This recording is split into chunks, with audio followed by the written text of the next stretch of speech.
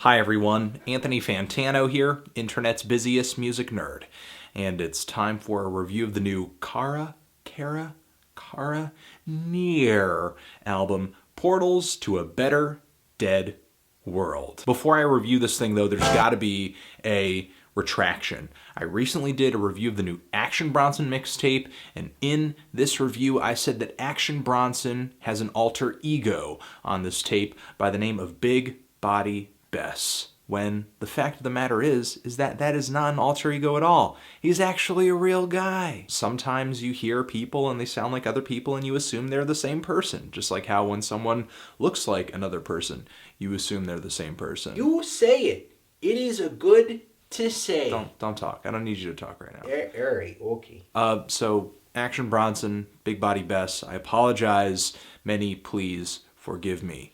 Yes. Cara Neir is a Dallas rock and metal duo, and this, I believe, is their third full-length album. Now, the members of this duo, Chris Francis and Gary Brentz, they have been in a bunch of different rock and metal outfits of various styles over the years, and this variety shows up in how they write songs for this album. A lot of the tracks on here feature vocals that blur the lines between punk rock, screamo, black metal, death metal. There are plenty of guitars that are quickly strummed on this thing, feature a bit of tremolo picking and some very dark, archaic melodicism. But the tone of the guitar is very, very clear. It's not like the guitars are sort of overmodulating or blurring in some kind of lo-fi mix or anything like that. They're actually quite punchy and very tangible, like black metal mixed with the power and ferocity of just straight up punk rock. It's a stylistic blend that I think a lot of you will find sort of familiar to that Death Heaven album, Sunbather,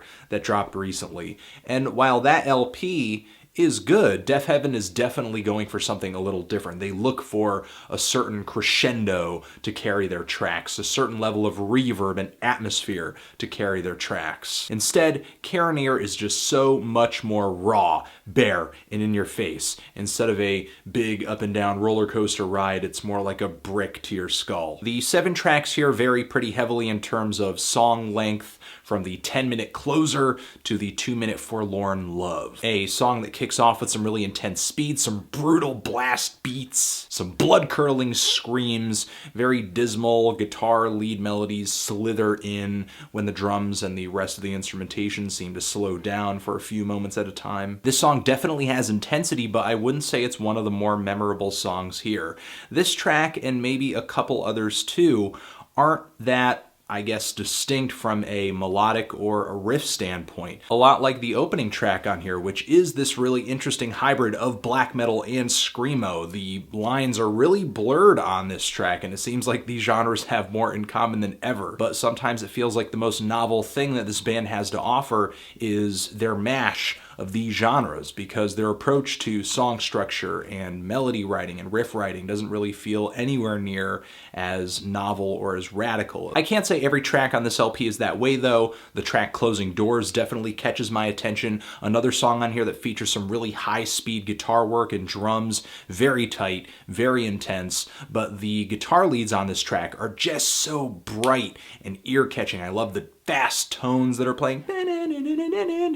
Not only does this track sound like clenched teeth and white knuckles, but the melody written into this song sort of makes these angry feelings feel triumphant. And I love the way this track sort of settles down in the middle with some dark primal guitar work and then finishes off with a riff at the end. It feels a little speed metal inspired. This is a moment where I feel impressed with the structure of the track. Not only that, but this song glides very nicely, segues nicely into the next song on here. And this track too features a lot of speed, blood-curdling screams, and a chord progression that feels really anthemic, but as this chord progression repeats throughout the song, it sort of loses its flavor, just kind of gets a little stale. I sort of have the same issue with the song Exalting the Shadow Proprietor, one of the longer tracks on this LP, 7-minute song, in which I think the most interesting moments are the first 2 minutes, where you get this really nice violin, this riff that feels like an epic march into battle, and then the last 2 minutes of the track, which has one of the most fiery, amazing guitar solos on this entire LP. The coup de grace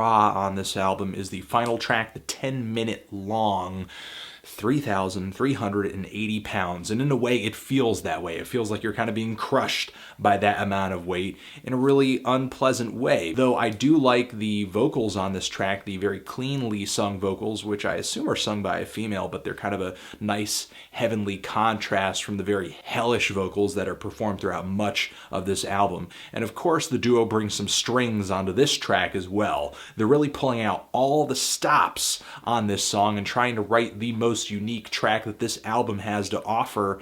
And honestly, all the very dark, heavy riffs leading up to the end, which is this very wide, panoramic, blissful drone of guitars, it's just okay. It's like there are some very blasé moments on this LP that really breeze by me, but the band manages to surround them with some really fantastic ideas, and it's just got me on the fence a little bit with this LP, though I think in the end I really do like it. Overall, there is some great production on this thing, really great performance, intense playing, very tight. There's definitely a very refreshing combination of influences on this LP. There's a nice variety among the tracks here. Every song felt pretty distinct from the other. I'm feeling a light 7 on this thing. Transition, but if you've given this LP a listen, what did you think of it? Did you love it?